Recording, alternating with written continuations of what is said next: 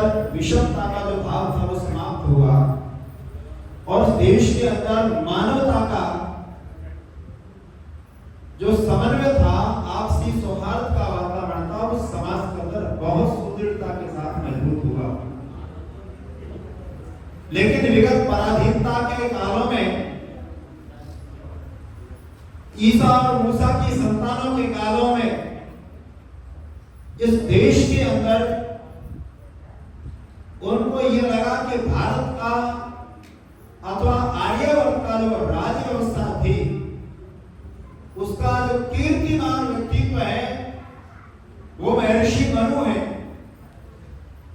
और महर्षि मनु की व्यवस्था के कारण से ही देश के अंदर बहुत लंबे समय तक पूरे विश्व पर आर्य परंपरा का, आर्य संस्कृति का एक क्षत्र साम्राज्य रहा है। उनको ये दिखता था कि आने वाले समय में हमें अगर अपना राज व्यवस्था को, अपने इस देश की पराधीनता के काल को लंबे समय तक चलाना है, तो सबसे पहले जो महर्षि मनु नाम का जो व्यक्ति है, इसको हमें इस देश से तोड़ना होगा। इस देश की संस्कृति को लोगों के बीच में स्थापित करने की परंपरा की व्यवस्था को जिसने प्रतिपादित किया, उस व्यक्ति को और व्यवस्था को समाज से मिटाना होगा। इसीलिए इस देश के अंदर आज आप देख रहे हैं आर्य संस्कृति संवाहक महर्षि मनु, जिन्होंने वेदों में राज व्यवस्था को समझ करके ईश्वरीय व्यवस्था के आधार पर समाज में सामाजिक व्यवस्था की संरचना की स्थापना की थी, उस महर्षि मनु को आज लोग गाली देते हुए नहीं थकते हैं। इस व्यवस्था को गाली देने का कारण आप समझ में ध्यान रखना, ये ईसा और मूसा की संस्कृति और देश में जब से ईसा और मूसा की औलादें पैदा हुई है, तब से देश में इसका पतन प्रारंभ हुआ। मैं आपसे निवेदन करना चाहता हूं, पूज्यपाद आचार्य जी के विचारों से आप सब सहमत हो। महर्षि दयानंद सरस्वती ने एक बात कही थी कि मेरा कोई नवीन मत मतांतर चलाने का लेश मात्र भी प्रयोजन।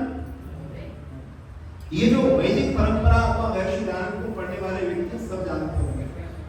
उन्होंने क्या लिखा कि मेरा कोई नवीन मत मतांतर चलाने का लेश मात्र भी प्रयोजन नहीं है। फिर वो करना क्या चाहते थे? क्या वो नई परंपरा चलाना, उसको पहले खारिज कर दिया। फिर बोले क्या करना चाहते हो? बोले ब्रह्मा से लेकर, कहां से? ब्रह्मा से लेकर के जयमुनि मुनि पर्यंत जो ऋषियों की परंपरा रही है भारत के अंदर, मैं उस परंपरा का अनुगामी हूं और उस परंपरा को ही पुनर्स्थापित करना चाहता हूं। ये कार्य महर्षि दयानंद का था। इसीलिए महर्षि दयानंद की परंपरा को केवल हिंदू समाज ने नहीं ये ध्यान रखना, ईसा और मूसा की औलादों ने भी ऋषि दयानंद को सत्य सिद्धांत को, आपने देखा ना, जो भारत से कटकर के बना पाकिस्तान और बांग्लादेश, अरे उनके यहाँ बहन और बेटियों को पढ़ने का अधिकार ही नहीं था, वहां तो भेद ही समझा जाता है। तो उनको वहां का प्रधानमंत्री बनाया जाता है। किसी हिंदू ने बनाया क्या? पाकिस्तान में बेनजीर भुट्टो को प्रधानमंत्री किसने बनाया? किसी आर्य समाजी ने?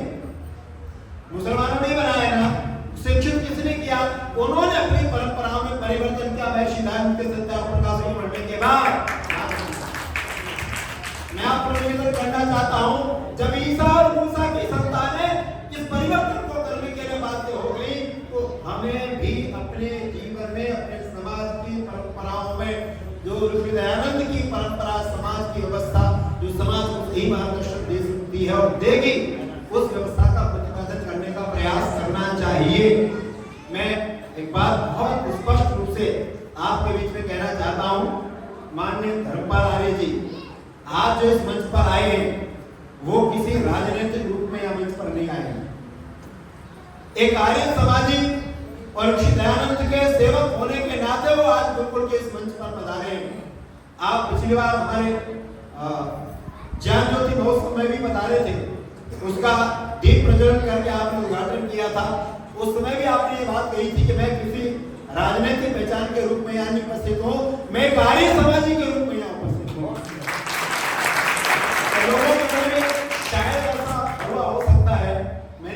बात का स्पष्टीकरण किया कि ऋषि दयानंद का जो भक्त है अथवा वैदिक परंपराओं का जो चिंतक है वो आर्य परंपरा का अनुगामी है। हम इसीलिए उसका सम्मान, उनको श्रद्धा प्रदान करते हैं। मैं गुरुकुल की बेटियां हमारे मध्य में उपस्थित हैं, मैं उनसे निवेदन करूंगा, माननीय धर्मपाल